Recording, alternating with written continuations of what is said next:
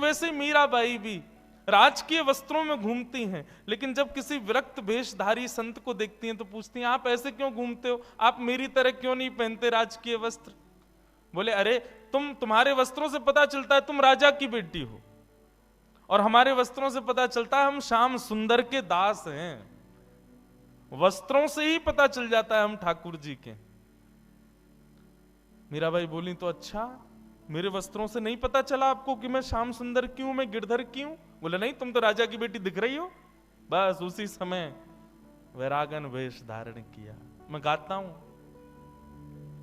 जिन भेषा मारो सावरो रीझे, जिन भेषा मारो सावरो रीझे, जिन भेषा मेरो गिरधर रीझे, जिन भेषा मेरो गिरधर रीझे, ओ जिन भेषा राधा रमण जुरीझे, जिन भेषा राधा रमण जुरीझे, मैं तो सो ही भेष धरूंगी हो, मैं तो सो ही भेष धरूंगी। अब हमारे मंच पर महात्मा विराज रहे हैं, रूप से ही पता चल रहा है कि ये ठाकुर जी के भक्त हैं।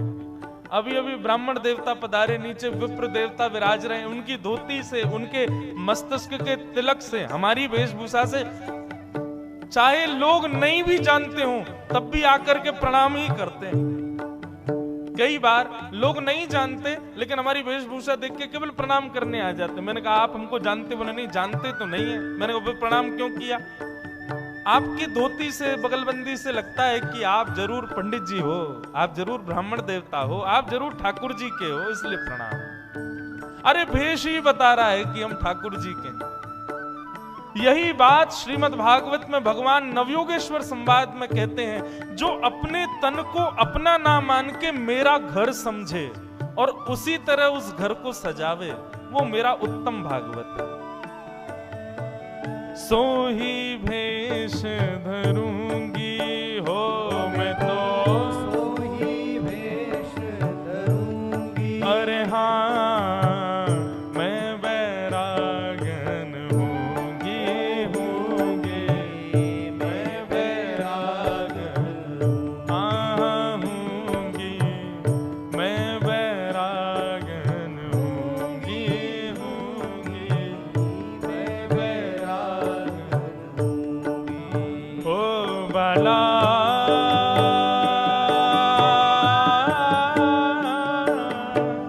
मैं बैरागन हूंगी, मैं बैरागन हूंगी, मैं बैरागन हूंगी, मैं बैरागन हूंगी, मैं बैरागन। बंधुओं, आप लोगों को याद हो जाए तो बहुत अच्छा, नहीं तो डायरी में लिखते जाना कहीं पे। हाँ, उत्तम भागवत जो कि मीराबाई हैं, उनका पहला लक्षण क्या बताया? जो सब में मुझको देखे और जब सबको देखे तब मेरा ही अनुभव करे, सबको मुझ में देखे और मेरे को मुझ में ही सबको देखे, ये पहला लक्षण। दूसरा लक्षण, जो अपने तन को अपना ना माने, अपने तन को मेरा ही निलय, निलय कहते हैं घर को, न काम कर्म बीजानाम यस्य चेतसि संभव वासुदेवैक निलय सवै भागवतोत्तमः, उत्तम भागवत है। तीसरा उत्तम भागवत का लक्षण क्या बताया? तीसरा लक्षण बताया, न यस्य कर्म न यस्य जन्म कर्माभ्याम न वर्णाश्रम जातिभिः सज्जतेऽस्मिन् अहं भावो देहे वै स हरि प्रिय। न यस्य जन्म कर्माभ्याम न वर्णाश्रम जातिभिः। बोले, उत्तम भागवत ना तो किसी जाति का होता है, ना किसी वर्ण का होता है, ना किसी कुल का, खानदान का। ये अहम भाव उसके भीतर नहीं होता। मीराबाई एक उच्च कुल में जन्मी नारी है। राव दूधाजी उनके दादाजी, जो कि एक प्रतापी राजा थे, लेकिन उनके यहां रहने के बाद भी एक जगह प्रसंग आता है कि एक संत ने मीराबाई से परिचय पूछा कि मीराबाई तुम्हारा परिचय क्या है। जानते नहीं थे, छोटी सी मीराबाई, 4-5 वर्ष की आयु। तो संत ने पूछा अपना परिचय बताओ, तुम कौन हो? तो मीराबाई कहती हैं, संत जनों के परम उपासक, ब्राह्मणों के चरणों में जिनकी सदा निष्ठा रहती है, ऐसे चतुर्भुज भगवान के परम कृपा पात्र जन्य श्री राव दूधाजी की नातनी हूं मैं। उन्होंने यह परिचय नहीं दिया कि राठौड़ वंश के राजा हैं, मेड़ता के राजा हैं, आदि आदि क्षेत्र के राजा हैं, इतने योद्धा रहे हैं, इतने बड़े विजयी पुरुष हैं, ऐसा कुछ परिचय नहीं दिया। राजकीय परिचय नहीं दिया, ऐश्वर्यवंत परिचय नहीं दिया। अपने दादाजी का परिचय क्या दिया कि संतों के, ब्राह्मणों के परम उपासक राव दूधाजी की मैं वंश में उत्पन्न हुई एक बालिका हूं, मेरा नाम मीरा है। संत इसी बात से ही प्रभावित हो गए। वाह, एक बार भी ये नहीं कहा कि मैं राजा के कुल में जन्मी। एक हर परिचय में क्या कहा कि संतों के चरणों के उपासक, ब्राह्मणों के उपासक, उनकी मैं नातनी मीराबाई। तो नयस्य जन्म कर्माभ्याम न वर्णाश्रम जाति भी, जो अपने ऊंचे कुल में जन्म लेने से, ऊंचे वर्ण में जन्म लेने के अहम भाव से सदा विलग रहता है। अहम भाव जिसके हृदय में नहीं होता, ठाकुर जी कहते हैं वो उत्तम भागवत, वो मेरा प्रिय है। अच्छा, उत्तम भागवत का एक और अर्थ यदि कर दें तो हम आप सब लोगों को हरि प्रिय लगते हैं, लेकिन उत्तम भागवत वो होता है जिसको, जो हरि को प्रिय लगता है। आप मीराबाई के रूप में ऐसा नहीं कह सकते कि उनको गिरधर नागर प्रिय लगते हैं। आप ऐसा कहो कि गिरधर को वो प्रिय लगती हैं। ठाकुर जी तो सबको प्रिय लगते हैं, लेकिन मीराबाई ठाकुर जी को प्रिय लगती है। ब्रज की गोपियां ठाकुर जी को प्रिय लगती हैं।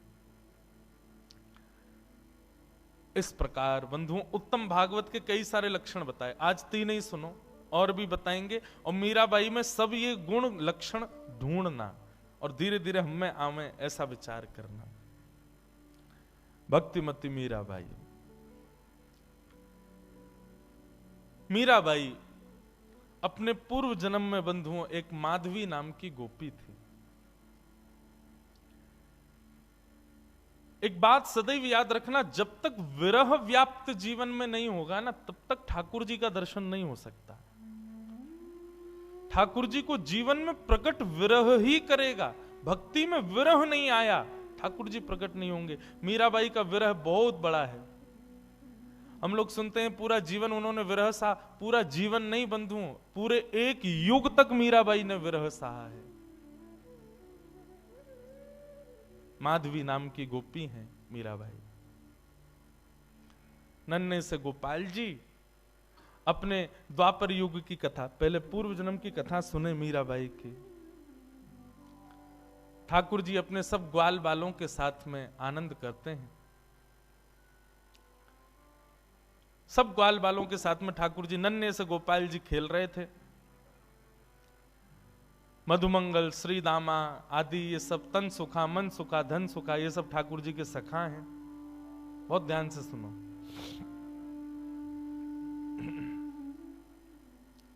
ये सब सखा हैं ठाकुर जी के। एक दिन ठाकुर जी सब ग्वाल वालों के संग खेल रहे थे। सो ठाकुर जी का सखा श्री दामा बीच खेल से ही जान लगो। ठाकुर जी बोले, अरे भैया कहां को जा रहे हो? लाला मैं तो अपनी ससुराल जा रहा हूं। ठाकुर जी तुरंत पहुंच गए श्रीदामा के पास, हाथ पकड़ लियो, बोले ससुराल जी कौन सा काम है भैया? ब्रजभाषा समझ में आ रही है? देखो भैया, आप सब लोग अधिकतर यहाँ अहीर समाज के लोग बैठे, आप सब लोग ब्रज से ही हो, आपके सब पूर्वज ब्रज के ही हैं। ब्रज भाषा तो समझ में आनी चाहिए, आपके द्वारिकाधीश की भाषा है। ठाकुर जी बोले भैया ये श्रीदामा जे कौन सो गांव है? ससुराल। श्रीदामा बोलो अरे बाबड़े ससुराल गांव ना होवे। बोले तो फिर का होवे ससुराल? बोले ससुराल होवे ब्याह एवे के बाद में एक नहीं दो घर है जाए, एक तो होवे अपनी मैया को घर पिता को घर, और एक होवे पत्नी के मैया पिता को घर, वाकू के हैं ससुराल। ठाकुर जी बोले तेरी बात मेरे पल्ले ना पड़ रही लाला, अरे ससुराल कहा होवे मुझको जल्दी बता। बोले अरे ससुराल मतलब पत्नी को माय को। ठाकुर जी बोले पत्नी? जे पत्नी कौन होवे भैया? श्रीदामा समझा रो है, अरे लाला तू तो बड़ो भोरो है, नेक बड़ो है जाएगो तो तेरो ब्याह है जाएगो, तेरी पत्नी आ जाएगी। ठाकुर जी बोले मेरी पत्नी आवेगी? बोले हम बे, तो फिर मेरो ससुराल कहां है? श्रीदामा बोला मौका पर तो तेरो ससुराल कहां है, जब ब्याह होगा तब पता चलेगी तेरो ससुराल कहां है। अब तो ठाकुर जी हट करने लगे, बोले ना मेरो ससुराल बता, मेरो ससुराल कहां है? श्रीदामा बोलो अरे अपनी मैया से जाके पूछ ले, तेरी मैया बता देगी तेरो ससुराल कहां है। ठाकुर जी खेलते कूदते आज घर आए। यशोदा मैया रसोई घर में प्रसाद सिद्ध कर रही है। ठाकुर जी आके गोद में बैठ गए, बोले मैया मेरो ससुराल कहां है? अब तो जैसे ही मैया ने सुनी मेरो ससुराल कहां है, लाला बोल लो। मैया बोली लाला ये कहां से सीख आए हो? बोले आज मैया मैं खेल रहे हो तो श्रीदामा अपनी ससुराल गए हो, तो वो बोलो मैं ससुराल जा रहा हूं, तब से मेरे मन में आ रही मेरो ससुराल कहां है। मैया बोली ससुराल लाला जब ब्याह है जाएगो तब आएगो ससुराल। बोले जय श्रीदामा कह रहा हो मेरो ब्याह कब होएगो मैया? बोले अरे अभी तू बड़ो तो है जा लाला, तू पे मोह दोनों आवे ना, मैं खवाऊं तो खावे, मैं चलाऊं तो चले, मैं उठाऊं तो उठे, मैं नवाऊं तो नहावे। जब बालक बच्चे सब अपने आप अपने कामन को करन लगे तब उनको ब्याह कर दियो जाए, तब उनके काजे बहू आवे, तब ससुराल होवे। ठाकुर जी बोले मैया मैं सब काम कर लूंगा अपने आप, तू मेरा ब्याह करा दे, और मेरे काजे बहू लिया। मैया बोली नेक बड़ो तो है जा लाला, कहां ते लाऊं तेरे काजे बहू? ठाकुर जी बोले या तो मेरे काजे बहू ला, नहीं तो श्रीदामा अपनी बहू ला रहा, बाकी बहू को मैं ले आऊंगा, वो बहू मेरी है जाएगी। मैया जोर से हंसी, बोले लाला तेरी बात ऐसी ऐसी बात बनावे, बैठो बैठो। मैया बोली करा दूंगी तेरो ब्याह, ज्यादा चिंता मत करे। अब तो ठाकुर जी रोने लगे, मैया मेरो अभी ब्याह करा, अभी ब्यावे जाऊंगा, मैं तो अभी ब्याह करूंगा। यशोदा मैया परेशान है गई, बोले लाला चल करा दूंगी तेरो ब्याह, अब रोवे मत। बोले कब करावेगी? तिथि बता मोकू, तिथि बता, दिन बता, समय बता, सब बता, तभी जाऊंगा यहां से। यशोदा मैया तो ऐसी परेशान भाई। ऐसे हमारे नन्हे से गोपाल जी बहू की और ससुराल की आस में बैठे। श्री दामा को ब्याह माधवी गोपी से भयो, माधवी सखी से भयो। माधवी आज श्री दामा माधवी को लेने के लिए ससुराल गए।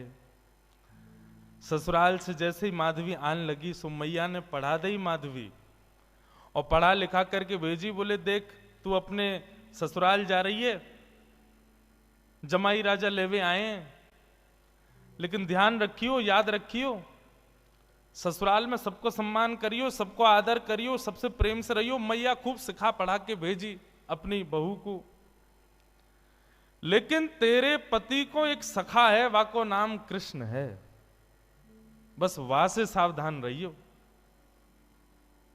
क्यों मैया वहां से सावधान क्यों रहूं मैं?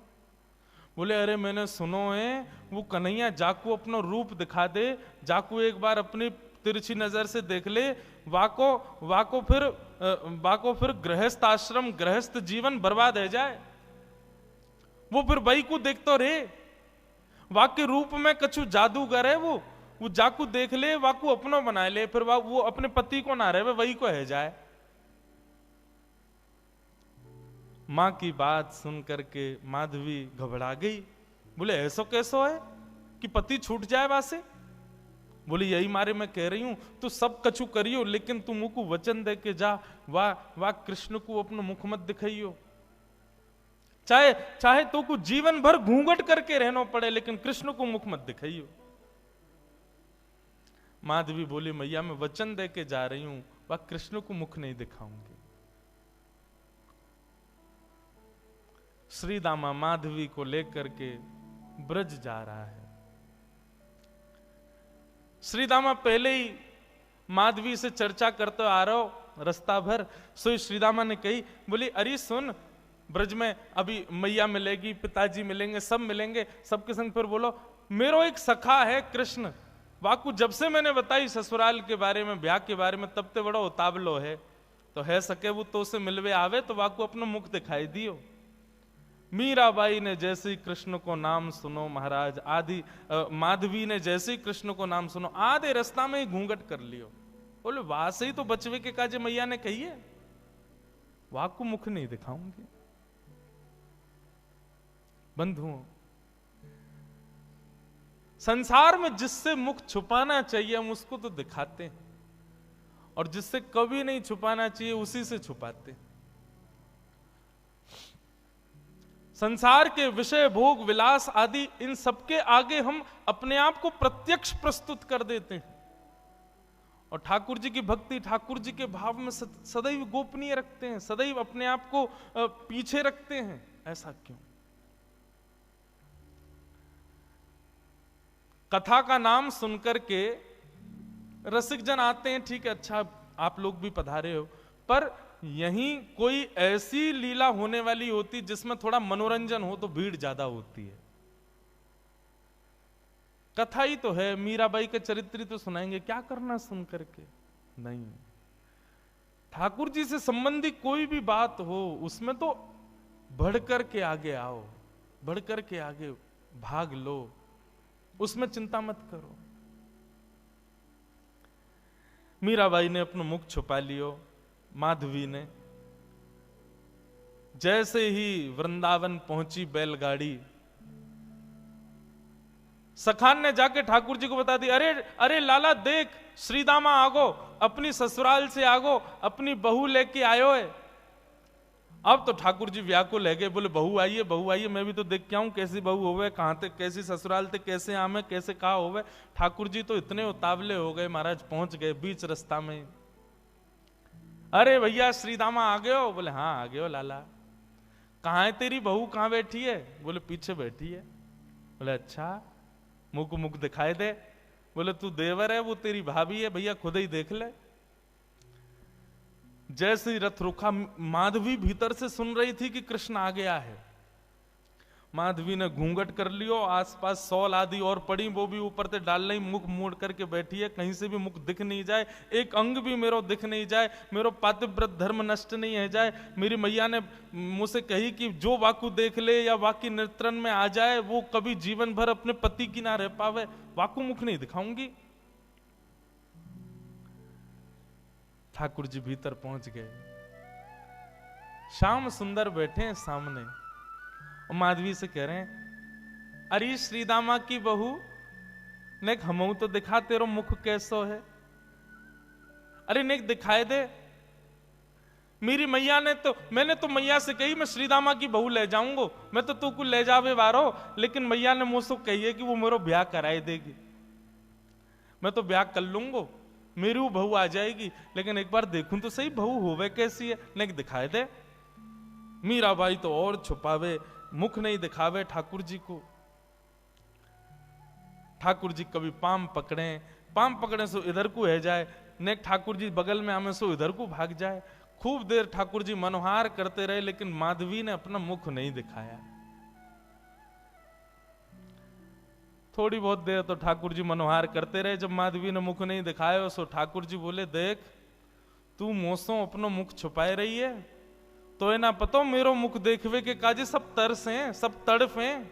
बड़े बड़े ऋषि महात्मा ज्ञानी हिमालय पे जाकर के तपस्या करें तब जाके मेरा मुख दिखे, और तेरे सामने प्रत्यक्ष बैठा हूं, हाथ जोड़ रहा हूं, पाम पर रहा हूं, तब वो अपना मुख नहीं दिखा रही है। जा तड़पेगी तू मुंह को देखवे के काजे, तरसेगी, व्याकुल रहेगी जीवन भर। माधवी ने मानो ऐसा इशारा किया कि मोह देखवे की जरूरत ना है, मोह तड़पवे की जरूरत ना है, चले जाओ यहां से। ठाकुर जी निकल के बाहर आए, बोले अरे श्रीदामा, मोह तो लगे तेरी बहू भेड़ी दिखे, बाकी आंख कमजोर, बाकी एक आंख ते काणी है। श्रीदामा बोलो नहीं तो। बोले तो नाक टेढ़ी है, बोले नहीं तो। बोले होठ कटे हुए हैं, बोले नहीं तो। बोले दिखाई ना रही, ऐसे मुंह छुपा रही है जैसे कितनी कुरूपणी है। कोई बात ना श्रीदामा, मेरी बहू आवेगी, मैं तो को नहीं दिखाऊंगा, ले जा अपनी बहू है। माधवी चली गई, अपने घर आ गई। लेकिन बंधुओं, गोविंद दामोदर स्तोत्र में कहते हैं ना, ग्रहे ग्रहे गोप वधू कदम्बा, सर्वे मिलित्वा समवाप्य योग्यम, पुण्यानि नामानि पठन्ति नित्यम, गोविंद दामोदर माधवेति। ब्रज में तो और कुछ होता ही नहीं है, हर घर में केवल कृष्ण की चर्चा चलती रहती है। सुबह उठने से लेके रात्रि सोने तक केवल कृष्ण कृष्ण कृष्ण। कृष्ण ने ऐसो कियो, कन्हैया ने ऐसो कियो, अरे आज तो नंद को लाला वहां घूम रहे हो, अरे आज तो नंद को लाला वहां डोल रहे हो, सब जगह यही चर्चा। अब माधवी सोचे इन पे और कोई बात ही नहीं है, अगल बगल की सब गोपियां, पूरे घर गृहस्थी की कोई बातचीत नहीं, बस पूरे दिन वो नंद को लाला ऐसो करे, नंद को छुरा ने आज तो ऐसो कियो, अरे आज तो माने ऐसो कियो, पूरे दिन वही की चर्चा। अब माधवी कहे किससे, अपनी सास से कहे, अगल बगल की गोपियों से कहे, बोले तुम लोगन पे और कोई बात ना है, कभी बैठ जाओ, कहीं चले जाओ, 24 घंटा या कृष्ण कृष्ण कृष्ण कृष्ण वही की चर्चा करते रहो। और भी तो कई बातें गृह गृहस्थी की कर लो भैया, ये 24 घंटा कन्हैया। एक गोपी बोली, अरे ये नई नई आई है का अभी ब्रज में? बोले हम बे अभी नहीं आई है। वो कितने दिन आए गए? बोले 3 दिन आए गए। वो 3 दिन आए गए, एरी गोपी, एरी माधवी, तेने कन्हैया देखो अभी तक, या कन्हैया की दृष्टि पड़ी तो पे?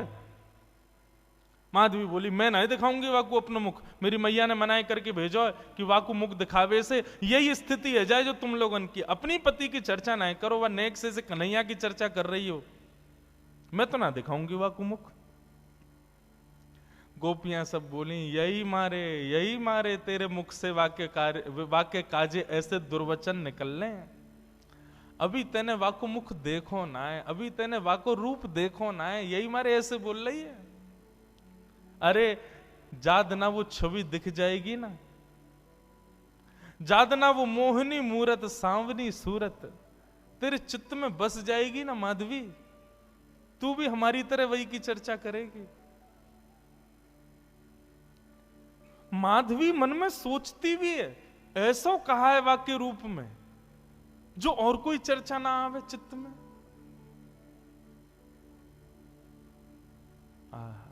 बंधुओं, अष्ट सखा गाते हैं, सबने गाया, किसने नहीं गाया? कैसो है ठाकुर जी को रूप, श्री कुंभनदास जी कहते हैं अपने एक पद में,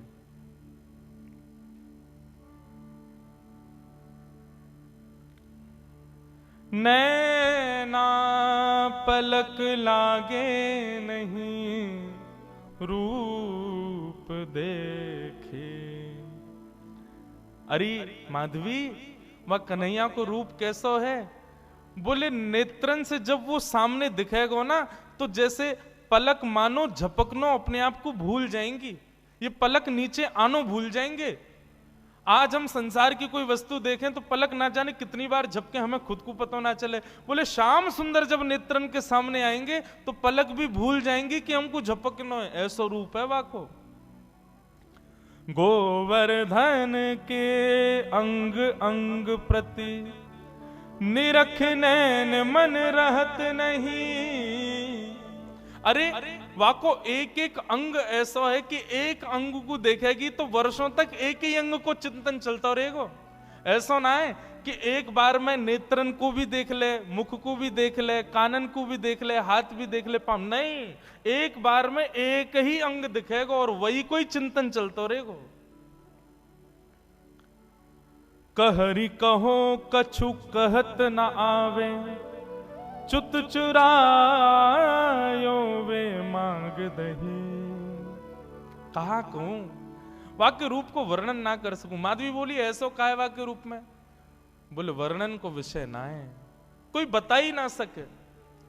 अरे कितनों बड़ो वक्ता आ जाए, वाक्य रूप को वर्णन कोई ना कर सके।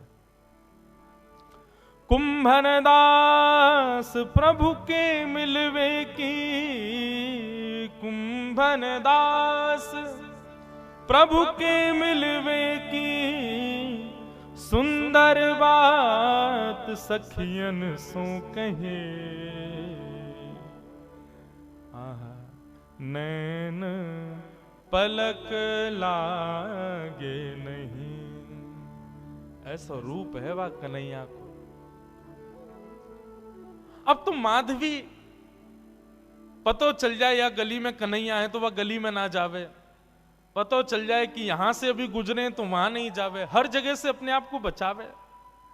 लेकिन मैं अपनी कथा में कहा करता हूं बंधुओं, 5000 साल पुरानी बात नहीं, आज भी वृंदावन आपके भीतर पंच रसों से कृष्ण को प्रवेश कराता है। आज भी देखोगे तो श्री कृष्ण दिखेंगे वृंदावन में, कहीं नहीं तो दीवारों पे दिख जाएंगे, कहीं नहीं तो कहीं भी दिख तो जाएंगे। आंख बंद कर लोगे तो कानों से नाम के रूप में प्रवेश कर जाएंगे, कान भी बंद कर लोगे तो जीभ से जो भी पा रहे हो वो सब प्रसाद ही है, वृंदावन में सब हो गई है, तो रूप रसना के रूप से प्रवेश कर जाएंगे। मुख से कुछ खाओगे नहीं, नेत्रों से देखोगे नहीं, आंखों कानों से सुनोगे नहीं, तो नासिका से प्रवेश कर जाएंगे। क्योंकि वृंदावन में जितनी हवा बह रही है वो भी राधा रमण, राधा वल्लभ, बांके बिहारी, मदन मोहन, राधा दामोदर सबके चरणों का स्पर्श करके बह रही है। कहां तक बचोगे? वृंदावन पहुंच गए, वृंदावन की सीमा में प्रवेश कर गए, भजन आपका तब से शुरू हो जाता है। सांस लेना भी भजन है वृंदावन में, क्योंकि हवा में भी कृष्ण तत्व है। माधवी कहां तक बचाए अपने आप को? मैया ने कही मुख मत दिखाइयो। अरे मुख तो मैं खूब छुपा रही हूं, लेकिन कानों से भी कृष्ण कृष्ण। जहां बैठ जाऊं कहीं भी ऐसी कोई जगह ही नहीं जहां कृष्ण की चर्चा नहीं होती। माधवी तो अब तो ये स्थिति हो गई कि रात में सपने में भी उसको ठाकुर जी के अनुभव होते हैं। मुख नहीं दिखता क्योंकि देखा तो कभी है नहीं, लेकिन इतना सुन लिया है कि उसको अनुभव हो गया है कि चरण ऐसे हैं, हाथ ऐसे हैं, चाल ऐसी है, मुस्काते हैं तो ऐसे, फिर उठ जाती है, मुख से पानी से मुख धोती है और फिर विचार करती है सोऊं भी तो कैसे, नींद में भी तो वही दिख रहा है, कहां तक बचूं मैं। माधवी की ये स्थिति। 24 घंटे चिंतन में श्री कृष्ण श्री कृष्ण श्री कृष्ण। एक दिन परेशान हो गई, रात्रि में सो गई, कानों में रुई लगा ले तो भी क्या, चिंतन में तो वही चल रहा है, कहां तक बचे।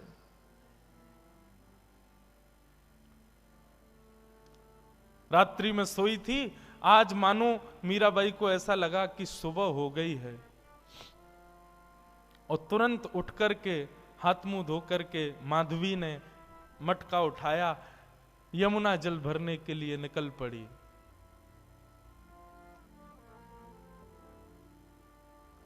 उसको लगा समय हो गया है यमुना जल भरने का। सब गोपियां साथ में जाती थीं यमुना जल भरने के लिए,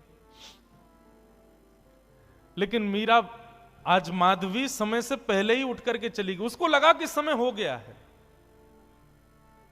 और पहुंच गई यमुना के तट पर। तट पर जाकर के देखा अभी तक कोई भी नहीं, अकेली मैं, बाकी सब कहां चली गई। हो सकता है मुझे विलंब हो गया हो, या मन में भाव आया मैं जल्दी आ गई हूं तो कोई बात नहीं, भर लेती हूं, आई गई हूं तो। अकेली है यमुना के तट पर माधवी। जैसे ही यमुना जल भरने लगी मटके में,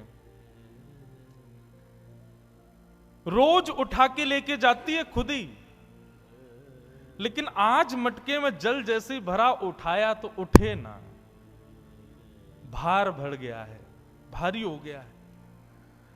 अब तो लगी है उसको उठाने में, कभी खूब प्रयास करती है, खींचती है, आसपास देखती है कोई आ जाए, कोई आके उठवा दे।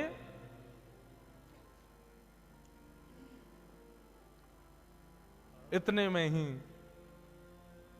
बांकी अदा से अपनी चाल चलते भये, त्रिभंग लली श्याम सुंदर, कमल कटाक्ष नेत्र हैं, सुंदर दंतावली, चंदन की सुगंधी से आच्छादित करते हुए मार्ग को पहुंच गए यमुना के तट पर। माधवी आसपास देख रही है, कोई दिखे तो आवे, उठवावे। तभी दृष्टि पड़ी श्याम वर्ण, नन्हे से श्याम सुंदर छोटो सा बालक। माधवी ने देखा तो था नहीं उनको, देख करके लगा अरे पता ना कौन सी गोपी को छोटो सा सुंदर सा बालक सवेरे सवेरे जमुना के तट पर घूम रहा है। मीराबाई ने तुरंत आवाज दी, अरे ओ लाला, अरे ओ भैया, नेक अयो इतकू अयो। ठाकुर जी कूदते फांदते अपनी चंचल अदा से, कभी यहां देखें कभी वहां देखें, ऐसी मधुर मुस्कान उनकी, पहुंच गए माधवी के पास। एक बार को तो मानो जैसे देखती ही रह गई माधवी, लेकिन मन में ये एक बार भी नहीं आया कि ये वही तो नहीं है जिससे बचना चाह रही हूं। नन्नो सो बालक है, चंचल सोया को बदन है, जरूर कोई गोपी को छोरा होगो। मटकी रखी है और माधवी ने कही, अरे लाला तूने किए जल की भरी, यमुना जल की भरी मटकी ने ऊंचाई दे, मुंह पे उठना ही रही है, बहुत भारी है गई है। ठाकुर जी इशारों करके बोले हाँ मैं उठवाए दूं। अब भाई जैसे मीराबाई माधवी उठाने लगी, ठाकुर जी ने अपनी दोनों भुजान को वहां में मानो जैसे एक भाव जैसो दियो, सोई मटकी उठ गई। अब मटकी तो उठी, ठाकुर जी नेक से नेक उठा के इतनी ऊपर तक कर देते, लेकिन ज्यों ज्यों मटकी उठाई ठाकुर जी त्यों त्यों लंबे रहते चले गए और बिल्कुल मीराबाई के सन्मुख खड़े है गए। ऊंचाई करके जैसे ही मटकी शीश पे धारण कराई, शीश पे मटकी धारण करते ही माधवी ने अपने नेत्रन से सामने देखो, और जैसे ही सामने देखा, आहा, वरहा पीडम नटवर वपुः कर्णयो कर्णकारम, विभ्रदवास कनक कपिसं वै जयंतीं चमालाम, रंध्रान वेणु वधर सुधया पूरयन गोप वृंदै वृंदारण्यम, स्वपद रमणम प्राविशद गीत कीर्ति। दोनों भुजा से मटकी पकड़ रखी है, नेत्रों से सामने श्याम सुंदर को देख रही है, मुख खुला हुआ है, प्रश्वेत के बिंदु माथे से नीचे गिर रहे हैं, और अचेत अवस्था में मीराबाई उनके रूप को देख रही है, माधवी उनके रूप को देख रही है।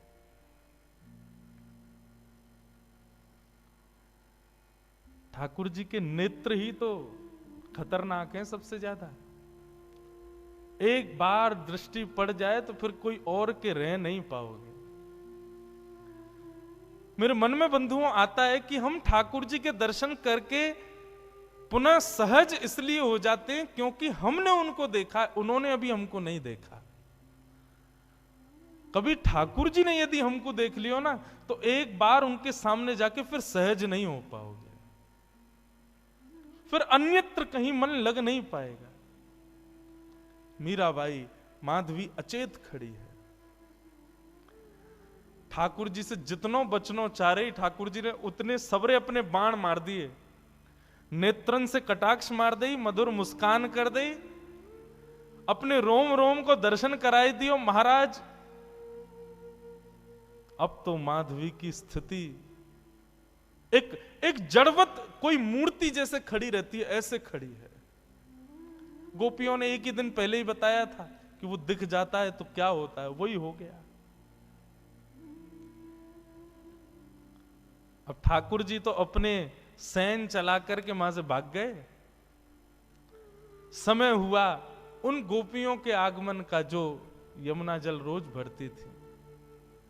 जैसे ही आई, आकर के देखा अचेत अवस्था में अब भी ऐसे ही खड़ी है माधवी। सबने आकर के देखो, अरे ये तो हमारी माधवी है। अरे ऐसे कैसे खड़ी है भैया? अरे सांप सूंघ गए हो का है गो? ये तो ऐसे मूर्तिमंत है कि खड़ी है। कोई हाथ पकड़े, कोई पांव पकड़े, कोई मुख को खींचे, थोड़ी हिलावे, लेकिन बिल्कुल मूर्तिमंत। नेत्रों से केवल 2 अश्रुबिंद गिर रहे हैं, आंखें पलक झपक भी नहीं रही हैं, मानो केवल देह खड़ा हो। चित्त वृत्ति तो ले गया अपने साथ, खड़ी। एक गोपी बोली, अरे का है गो? कोई ने टोना कर दियो का? कोई ने मंत्र फूक दियो का? एक गोपी मंद मंद मुस्काए के बोली, बोले कहीं ऐसा तो ना है नंद जी को छोनाया ने देख लियो होए। अरे जो ज्यादा वासे बचवे को प्रयास करे वो वही कोई पकड़े। ये बहुत घूमती ना, वाकू नहीं देखूंगी, वाकू मुख नहीं दिखाऊंगी, वासे वाकू की तरफ नहीं करूंगी। मुझे लगा कहीं वही ने तो याकू अपनो दर्शन नहीं करा दियो।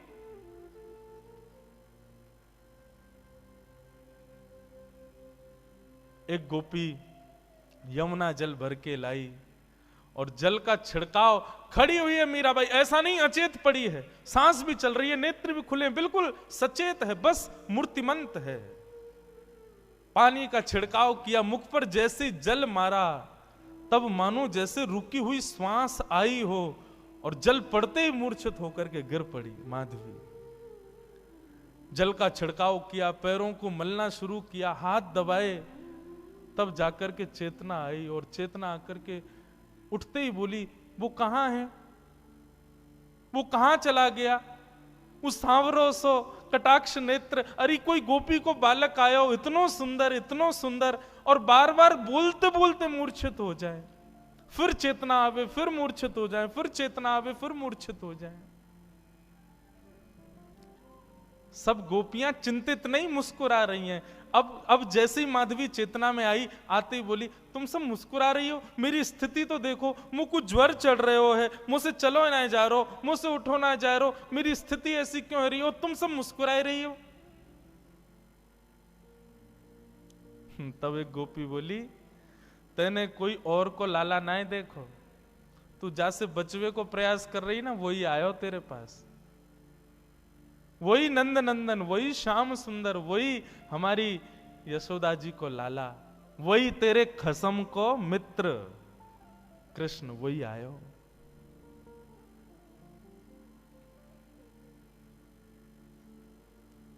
मीराबाई, माधवी अब तो बेचैन हो गई, मैं कहां करूं, कहां जाऊं? मुझको घबराहट है रही है, मुंह से उठो ना जा रहा, मुझसे चलो ना जा रहा, मैं बोल भी ना पा रही, बार बार अचेतना है रही है, कछु करो ना। सब प्रकार के प्रयास किए, लेकिन माधवी कहे नहीं, अब तो एक ही उपाय है कि वाके सामने मुंह को ले चलो, मुंह को दिखाए दो, वाको रूप दिखाए दो।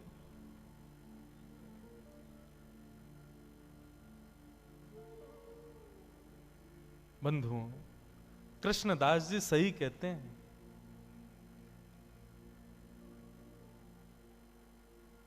सजल श्याम घन वरण लीन है, फिर चित अनत न भटक्यो, मेरो मन गिरधर छवि पे अटक्यो। मेरो मन गिरधर छवि पे अटक्यो, मेरो मन गिरधर।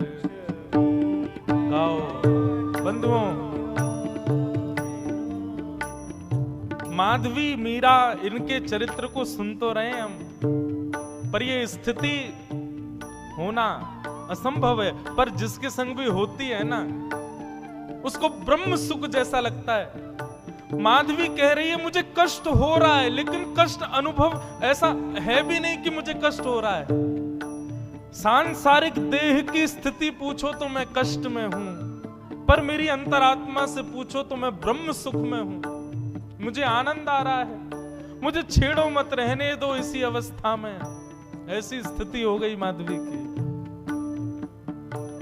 मेरो मन गिरधर छवि पे अटक्यो, मेरो मन गिरधर छवि पे।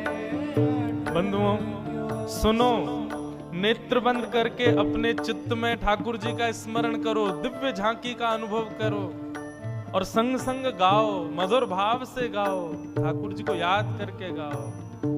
मेरो मन गिरधर छवि पे अटक्यो, मेरो मन गिरधर छवि पे अटक्यो, मेरो मन गिरधर छवि पे अटक्यो, मेरो मन गिरधर छवि पे अटक्यो। ओ ललित त्रिभंगी चाल पे चल के, ललित त्रिभंगी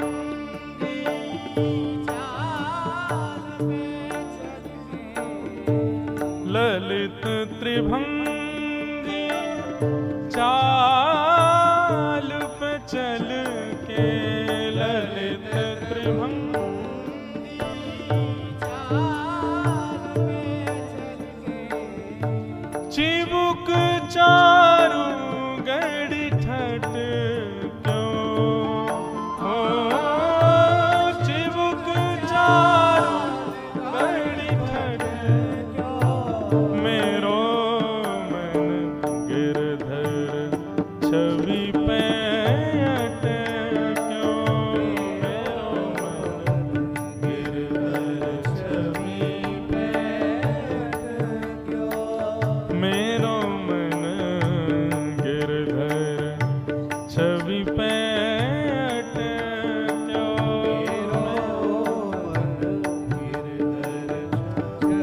बोलो गिरधर गोपाल की जय।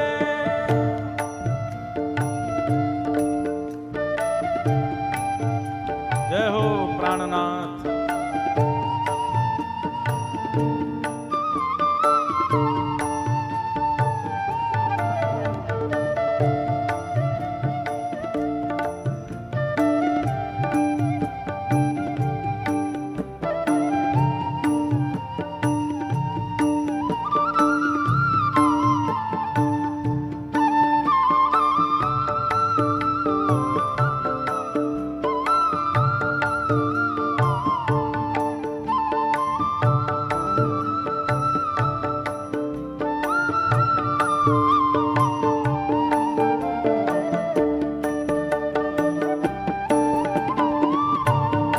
प्यारे गिरधर लाल की जय।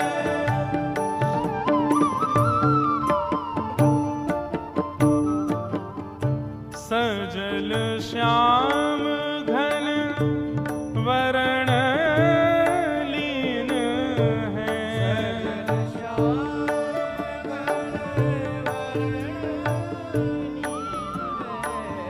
सजल श्याम घन वरण लीन है,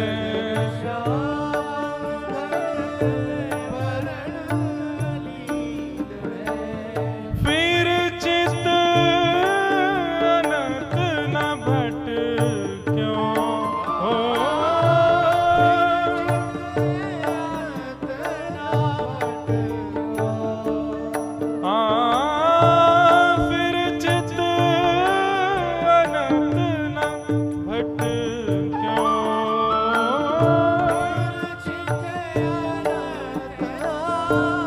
बंधुओं, जैसा मैं कह रहा हूं और जैसा हम अभी माधवी जी के चरित्र में सुन रहे हैं, ये बिल्कुल सत्य है। ठाकुर जी यदि चित्त में एक बार विराज गए, ठाकुर जी ने यदि हमको दृष्टि से कभी देख लिया, फिर चित्त अनत न भटक्यो, फिर चित्त कहीं और लग ही नहीं पाएगा। इसलिए भैया हाथ जोड़ के प्रार्थना, या तो भगवत प्राप्ति के मार्ग पर बढ़ना नहीं, और यदि भगवत प्राप्ति के मार्ग पर चलने लगो तो इस बात को पहले ही समझ लीजिए कि फिर संसार के नहीं रह पाओगे, संसार में किसी वस्तु को अपना नहीं पाओगे। आप चाहो कि संसार भी आपका रहा आए, ठाकुर जी भी आपके रहे आए, नहीं हो पाएगा। प्रेम लक्षणा भक्ति के पथ के अनुगामी बनोगे तो एक को तो छोड़ना पड़ेगा, या तो ठाकुर जी को छोड़ो या संसार को छोड़ो। फिर चित्त अनंत न भटक्यो, ओ फिर चित्त मेरो मन गिरधर छवि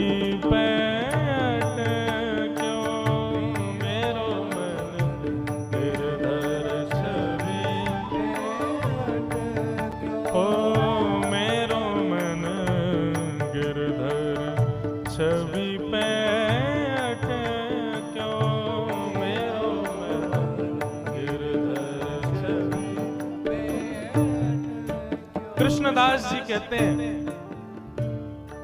माधवी अब पूछ रही है मैं क्या करूं।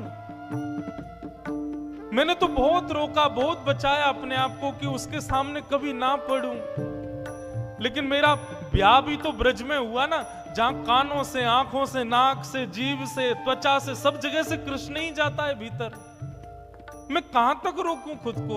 और जब अब आ चुका है भीतर, जब वो चित्त में बैठ गया, तो अब मैं क्या करूं? मेरे बस में नहीं अब कुछ भी। लगन लगी घनश्याम की जाए, लगन लगी। ये नारायण दास जी का पद है, नारायण दास जी का पद है, बहुत सुंदर पद है। वे कहते हैं, एक बार जिसको ठाकुर जी की लगन लग जाती है, लगन लगी घनश्याम की जाए, लगन लगी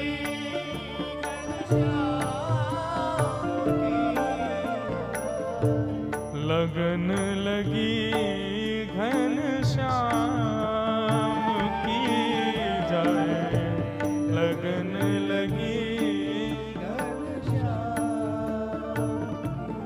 कृष्णदास जी कहते हैं, एक बार लगन यदि लग गई ठाकुर जी की, फिर संसार के नहीं रह पाओगे, तो फिर करें क्या? फिर क्या उपाय है?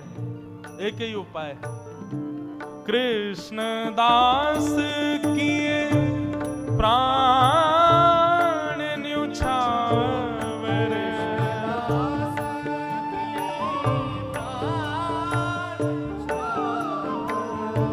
कृष्णदास किए प्राण न्युछावर,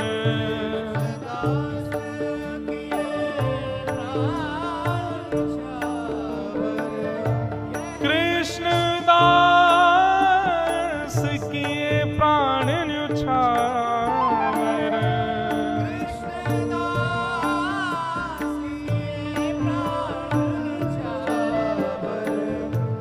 यह तन जग सिर पट क्यों, यह तन जग सिर पट क्यों, ओ मेरो मन गिरधर छवि पैट क्यों, मेरो मन गिरधर छवि पैट क्यों, मेरो मन गिरधर छवि पैट क्यों,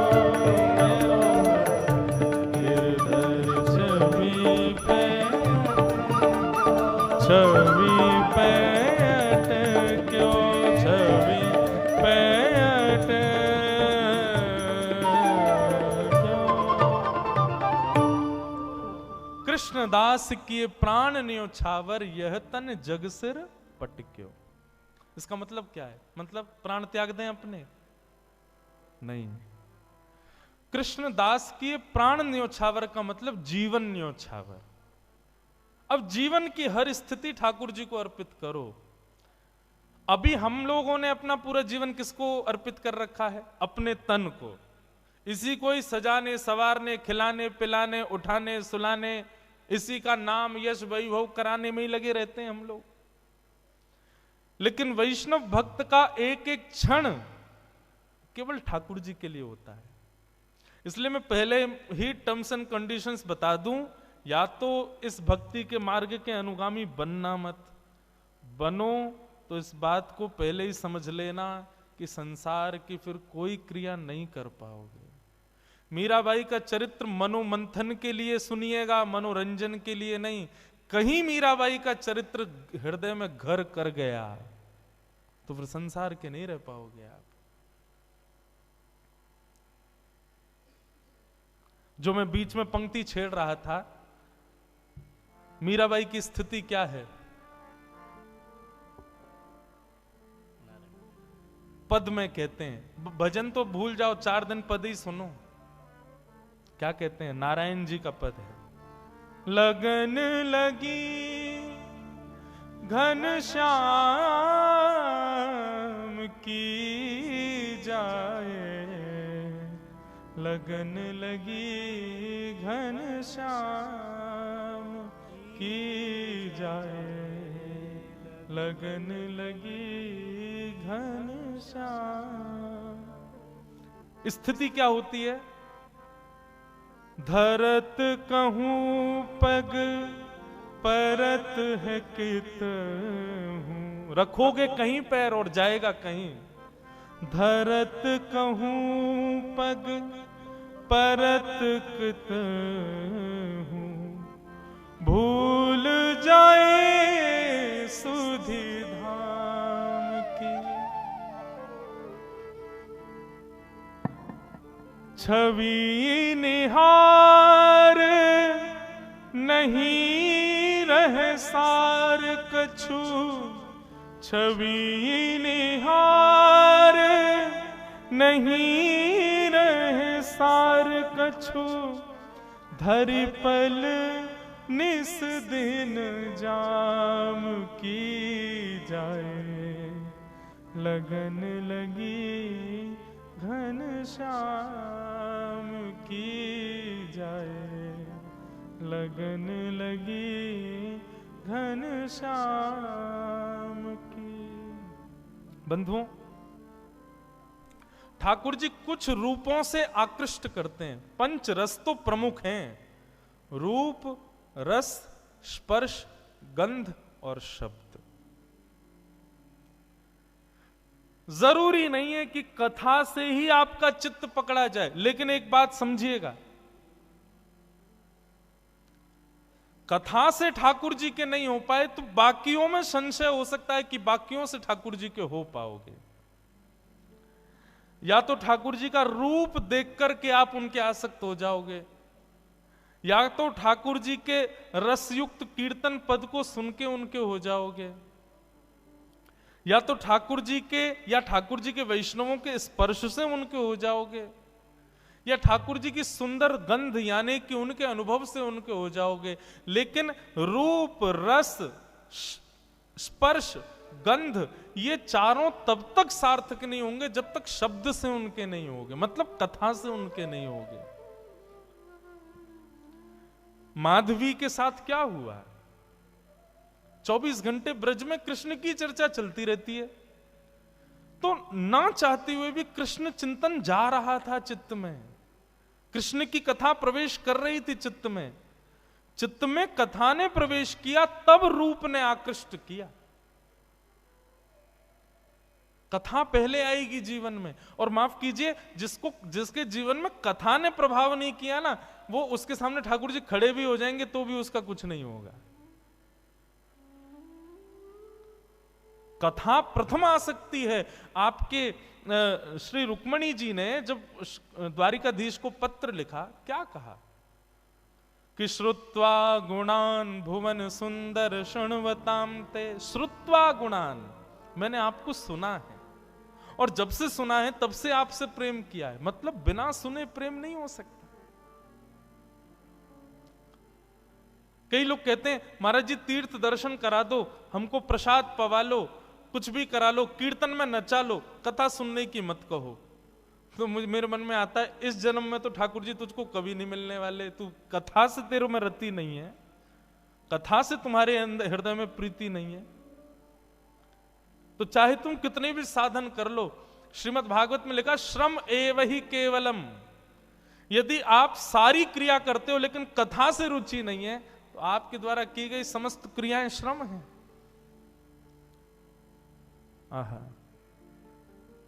मीराबाई, माधवी, अब स्थिति हो गई धरती कहीं है, पैर जाता कहीं है, चलती कहीं है, बैठती कहीं है, सोचती कुछ है, करती कुछ है। जित मुंह उठे तित ही धावे, मतलब जहां मुख घूम जाता वहीं को दौड़ने लग जाती हैं। वो खड़े श्याम सुंदर, मुख यहां घूम, अरे वो खड़े श्याम सुंदर। जित मुंह उठे तित तित ही धावे, सूरत न छाया धाम की। अस्तुति निंदा करो भले ही, मेड़ तजी कुल जाम की। अब चाहे कोई मेरे भाव की प्रशंसा करे या कोई मेरे भाव की निंदा करे, मुझे उससे कोई मतलब नहीं है। अरे तू तो पागल है, तू तो ऐसी है, तू तो वैसी है, कोई बात नहीं। अरे ये तो परम भक्त है, परम वैष्णव है, तो प्रशंसा सुनने से ज्यादा अच्छा भी नहीं लगता, और कोई बुरा कहता है तो बुरा भी नहीं लग रहा है। ऐसी स्थिति हो गई। नारायण बौरी भई डोले, नारायण बौरी भई डोले, रहू न काहू काम की जाहे, लगन लगी घन श्याम की जाए, लगन लगी घन श्याम।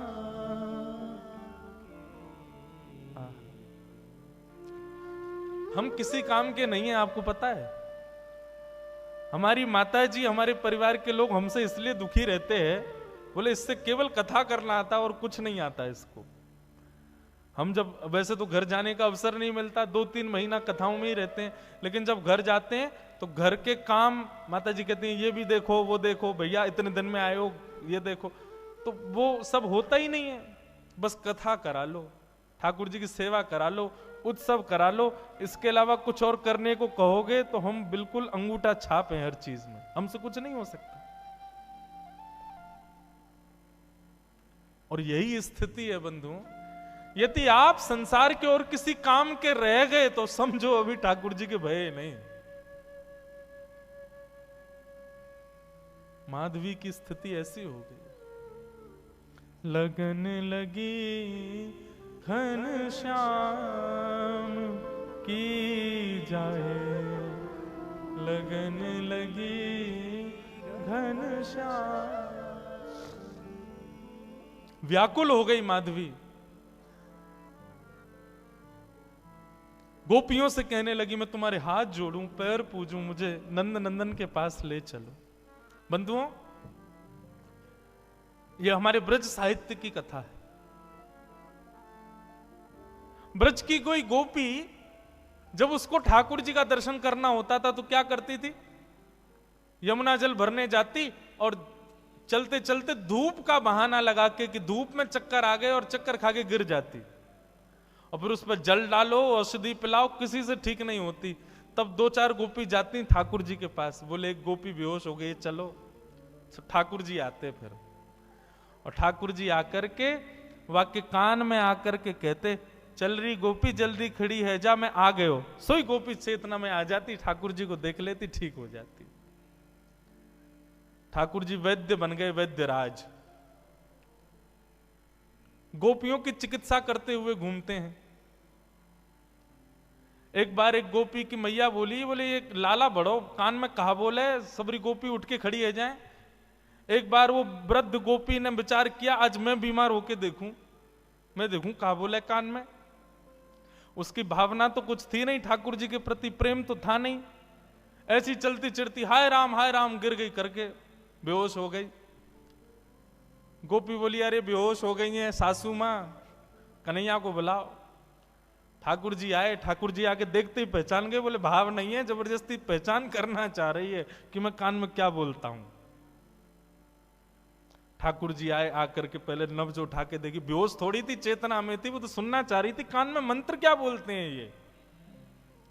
ठाकुर जी ने पहले नब्ज देखी और फिर वो जो पड़ी थी उसकी बहू से बोली, अरे तेरी सासू तो बहुत बीमार रह गई है, या को तो बड़ो वालो मंत्र देना पड़ेगा। बोले कहा, बोले मंत्र से काम ना चलेगो, या के काजे तो नीम तोड़ के लाओ और नीम को कंडा में जला के नीम को धुआं करो, वहां में लाल मिर्च डालो, वो या की नाक पे लगाओ तब ठीक होएगी। इतने में सास उठ के खड़ी है गई, मैं ठीक है गई लाला, है गई ठीक, तेरे फाम पूजू, बस अब कचू ना चाहिए। श्याम सुंदर ऐसे गोपियों की चिकित्सा करते हैं, लेकिन आज जब माधवी की स्थिति ऐसी भई, गोपियां कहीं, बोले लाला एक नई गोपी आई है, अचेत पड़ी है, लाला एक बार दर्शन दे दे। बोले कहा नाम है बाको? माधवी। अरे अपने श्रीदामा की बहू। भगवान बोले वो बहू? बोले हाँ। वो ससुराल ते आई का है? बोले हाँ वही। वाकू तो अपना मुख नहीं दिखाऊंगा। अरे बड़ी इतरा रही, मैं बात से पाम पूछ रहा हूं कि अपना मुख दिखाए दे, मुंह को दिखाया हो नहीं माने, पड़ी रहने दो, मैं ना आऊंगा वाक के पास। वाकू तो मैंने वचन दिया है कि वो तड़पेगी मेरे रूप को देखवे के काजे। ठाकुर जी नहीं गए माधवी से मिलने, क्योंकि ठाकुर जी चाहते थे कि यह विरह वेदना कलयुग में प्रेम लक्षण बन के जन्म लेगा, इसलिए विरह देना पड़ेगा। जब बीज में से एक स्वस्थ वृक्ष को जन्म देना होता है ना, धूप की ताप में रखना पड़ता है। ठाकुर जी यदि किसी को वेदना देते हैं, विरह देते हैं, तो निश्चित है उस पर अति कृपा है, अति प्रसन्न है, उससे कुछ और कामना है। ठाकुर जी सहज में ही किसी को अनुभव दे दें, सहज में ही किसी को कृपा कर दें, तो समझो कि अभी उसकी भक्ति उतनी श्रेष्ठ नहीं हुई। लेकिन किसी को तड़पा में, विरह दे में, तो समझो इससे प्रीति ज्यादा है। व्याकुल माधवी, तभी प्रसंग आया गोवर्धन लीला का। इंद्र के मान को मर्दन करने के लिए भगवान श्री कृष्ण ने जब गोवर्धन पूजा का कार्य रखा, सब ब्रजवासी गए, गोपियां गई। अरे माधवी वैसे तो कन्हैया आवे ना है, लेकिन आज सब ब्रजवासी जा रहे हैं, आज तो को कन्हैया जरूर दिख जाएगा, चल। माधवी भी गोवर्धन गई है, लेकिन बंधुओं उसकी दृष्टि में पता नहीं क्या हो गया, उसको सब दिख रहे हैं लेकिन ठाकुर जी नहीं दिख रहे। गोपियों से कहे कहीं दिखे श्याम सुंदर? बोले वो तो घूम रहे सामने, देखे तो ठाकुर जी ओझल हो जाएं, ठाकुर जी कहीं छुप जाएं, मानो कोई लता पत्र अपने आप आगे आ जाए, बाधाएं अपने आप खड़ी होने लगी और त्यों त्यों व्याकुल होवे माधवी। 56 भोग के बाद जब इंद्र ने अपने मान के प्रभाव से जब मेघ वर्षा की, त्राहिमाम करके सब ब्रजवासी दौड़ने लगे, तब नन्हे से बाल कृष्ण ने 7 कोस लंबे चौड़े गिरिराज पर्वत को अपने बाम हस्त की कन्नी उंगली पर धारण कर लिया। सब ब्रजवासी जाकर के गिरिराज पर्वत के नीचे खड़े हो गए। माधवी भी वहीं खड़ी थी। गोपियों से बोली, मैं प्राण हाथ जोड़ूं तुम्हारे, एक बार मुझे दृष्टि गोचर करा दो, एक बार उसका दर्शन करा दो बस। गोपियां जैसे तैसे भीड़ के बीच से लेकर के उस मुख्य स्थान पर गई जहां ठाकुर जी खड़े थे, सबको दर्शन हो रहे थे। लेकिन जैसे ही माधवी पहुंची, माधवी ने जैसे ही उस चट्टान के ऊपर देखा जहां ठाकुर जी खड़े थे, ठाकुर जी का एक क्षण गिरधर स्वरूप दिखा और दिखते ही ओझल हो गया, धुंधला हो गया, मानो आंखों में पानी आ गया। खूब मीड़े, खूब जल डाले, लेकिन ठाकुर जी नहीं दिखे। प्राण निकलने को होने लगे माधवी के, लेकिन निकल भी नहीं रहे हैं। सिर पकड़ के बैठी है, प्राण ही निकल जाए, नहीं दिख रहे हैं तो चरणों में सर झुका दिया, बोले क्षमा कर दो, मैंने अपनी मां के गलत उपदेश का पालन किया, जिससे मुख छुपाना नहीं था उससे छुपाया, मुझसे अपराध हो गया नाथ। ठाकुर जी बोले माधवी अब तो तुझे मेरा रूप नहीं दिखेगा, अब तो प्रतीक्षा कर। कितने वर्षों की प्रतीक्षा? ठाकुर जी बोले 1 युग की प्रतीक्षा।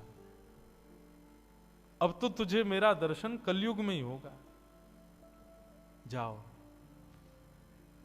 अब मेरी विरह वेदना रूपी भक्ति में ही रहो, उपासना करो मेरे रूप की, उपासना करो मेरी, तब जाकर के तुमको दर्शन होगा। माधवी का फिर उसके बाद जीवन केवल नेत्र बंद करके साधना युक्त रहती है, रोती है, विलकती है, लेकिन ठाकुर जी नहीं दिखते उसको। ब्रज की गोपियां भी कभी कभी माधवी के ऊपर तरसती हैं कि बताओ हम कितनी सौभाग्यवंत हैं कि हमको दिख जाते हैं, इसको दिखते ही नहीं है। सब आकर के रूप बताती हैं, आज श्याम सुंदर ने ऐसी पाग पहनी है, ऐसे वस्त्र पहने हैं, ऐसी, उन्हीं का ही चिंतन करके माधवी अपना जीवन यापन करती है। और इसी प्रकार सुन सुन करके ठाकुर जी की रूप माधुरी का अपने जीवन यापन करते हुए अपने प्राणों का परित्याग किया माधवी ने। और वही माधवी की दिव्य चेतना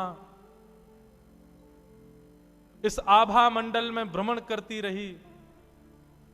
कलयुग प्रारंभ हुआ, और कलयुग में भी जब भक्ति शतक, भक्ति काल जब आया, तब भारत की राजस्थान की भूमि, और उस राजस्थान की भूमि में भी मेड़ता में भी परम गौ भक्त, परम संत भक्त, परम ब्राह्मण निष्ठ राव दूधाजी के छोटे पुत्र के यहां पर भक्तिमती माधवी ही मीरा के रूप में जन्मी है। बोलो भक्तिमती मीरा बाई की जय। शरद पूर्णिमा का दिन अभी अभी निकल करके गया, शरद पूर्णिमा, वही शरद पूर्णिमा का मंगल दिवस। बंधुओं,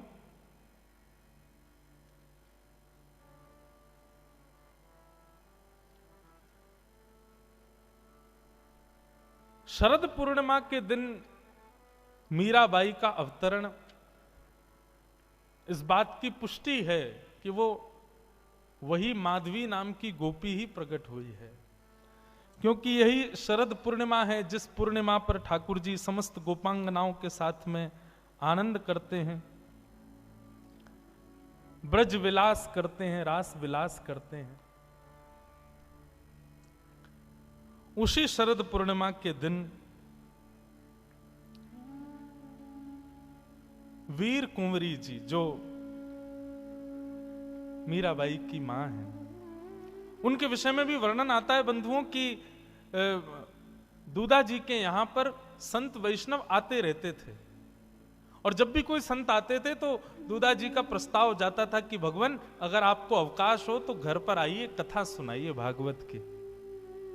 मैं अपनी कथाओं में कहा करता हूं बंधुओं, सूरदास, मीराबाई, कुंभन दास, रैदास, ये जितने भी भगवत भक्त कलिकाल में हुए ना, सबकी जन्मदात्री हमारी श्रीमद् भागवती है।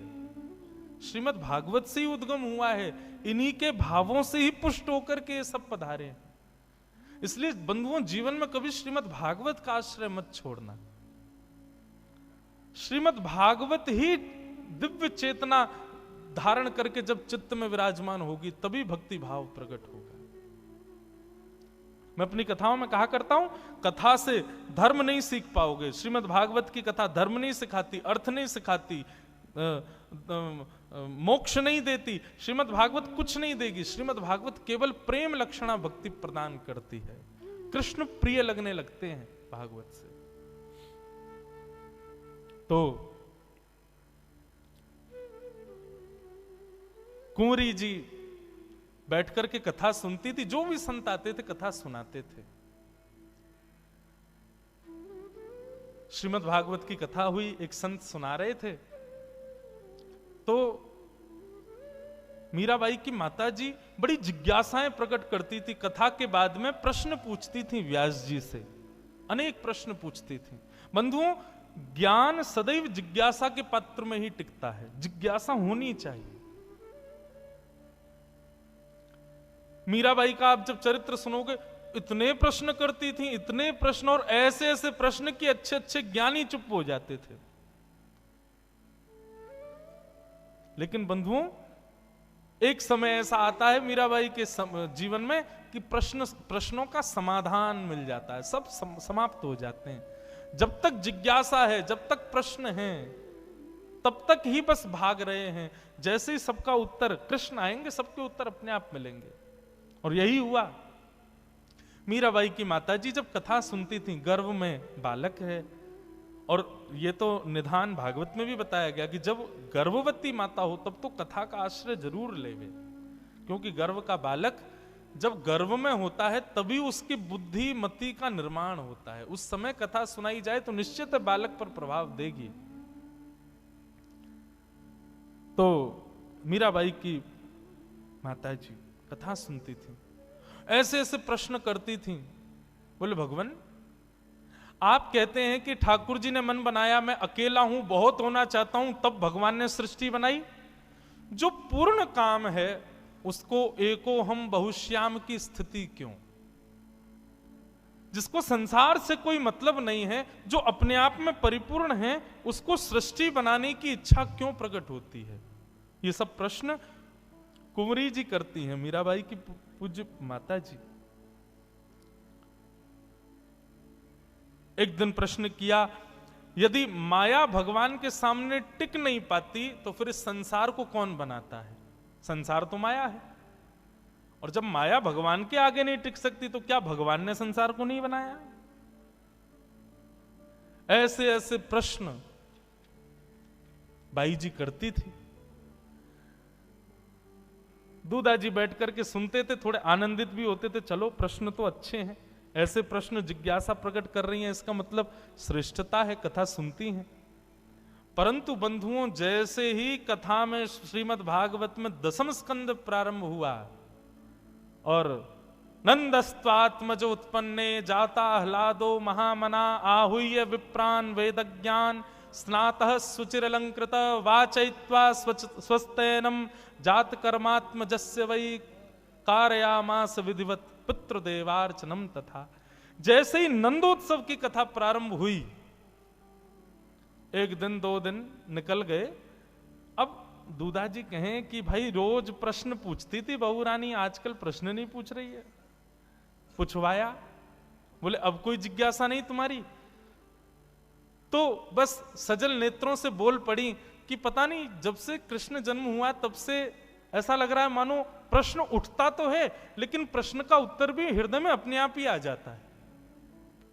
ये बात सुनकर के दूधा जी समझ गए, निश्चित ही गर्भ का बालक साधारण नहीं है। संकेत तो जन्म से पहले से ही होने लगे थे कि भक्तिमती मीरा का अवतरण होने वाला है। और जब शरद पूर्णिमा का समय आया और दास दासियों ने जाकर के दूधा जी को बताया, बोले कि बधाई हो, आपके घर आपके पुत्र के यहां एक सुंदर कन्या ने जन्म लिया है। बंधुओं, मीराबाई के चरित्र में आता है कि श्री राव दूधा जी ने मेड़ता में इतना उत्सव मनवाया, इतना उत्सव मनवाया, सुनने वालों को यही लगता था कि लाला हुआ है, सुनने वालों को यही लगता था कि पुत्र हुआ है। लेकिन जब पता चलता कि नहीं, पुत्र नहीं पुत्री हुई है, तो राव दूधा जी की सब लोग जाकर के बलैया लेते, प्रणाम करते, बोले धन्य हैं आप। आजकल वुमेन एम्पावरमेंट की बात होती है, कहते हैं कि प्राचीन काल के भारत में माताओं को नहीं करते थे, माताओं का जन्म की बात सुनते ही माता पिता ऐसा करते आदि। अरे ये वो लोग करते थे जिनकी बुद्धि विकृत थी, लेकिन राव दूधा जी उनके विषय में वर्णन आता है, जैसे श्री कृष्ण जन्मोत्सव 6 महीने मास पर्यंत चलता रहा, वर्ष पर्यंत चलता रहा, ऐसे ही मीराबाई का जन्मोत्सव भी मास पर्यंत चलता रहा। सबको बधाइयां बांट रहे हैं, अपने गले के हार दे देते हैं। एक बार एक व्यक्ति ने राव दूधाजी से पूछा, भगवान, ये जब से आपके पुत्र की पुत्री हुई है तब से आप बड़े प्रसन्न दिखाई देते हो। ऐसा होता है कि कई घरों में लक्ष्मी जन्म लेती है और उस लक्ष्मी के जन्म लेते ही घर में कुछ अद्भुत होने लग जाता है। तो निश्चित ही आपके पुत्र के जो पुत्री हुई है उसके आने के बाद आपके घर में क्या ऐसा हुआ कि आप इतने प्रसन्न रहते हो? लोग बागों को कहता सुना गया, हम लोग इतने परिवारों में जाते हैं, लोग कहते हैं महाराज जी जब से हमारे घर में बेटी हुई तब से धन की कोई कमी नहीं, जब से हमारे घर में बेटी हुई फैक्ट्री बहुत बढ़िया चल रही है, जब से हमारी बेटी हुई तब से हमारे काम ऐसे चल रहे हैं। लेकिन राव दूधाजी क्या कहते हैं? बोले भैया, जब से हमारे घर में पुत्री हुई है ना, तो मेड़ता में पहले से ही बहुत संत आते थे, लेकिन जब से हमारे पुत्र की पुत्री हुई है तब से ऐसा लगता है एक कोना अयोध्या, दूसरा कोना वृंदावन, तीसरा कोना बद्रीनाथ, चौथा कोना। बोले इतने संतों की जमात आती है, इतने वैष्णव आते हैं, इतने भक्त वृंद हमारे मेड़ता में सहज ही अनायास ही आ जाते हैं, तो हमें लगता है कि हमारे घर लक्ष्मी नहीं साक्षात भक्ति रानी आई है, साक्षात भक्ति महारानी पधारी है। बंधुओं, संतान के जन्म लेने से धन बढ़े, वैभव बढ़े, ऐश्वर्य बढ़े, यश बढ़े, मान बढ़े, कीर्ति बढ़े, ये सबकी इच्छा होती है, पर संतान के आती भक्ति बढ़े। ये राव दूधा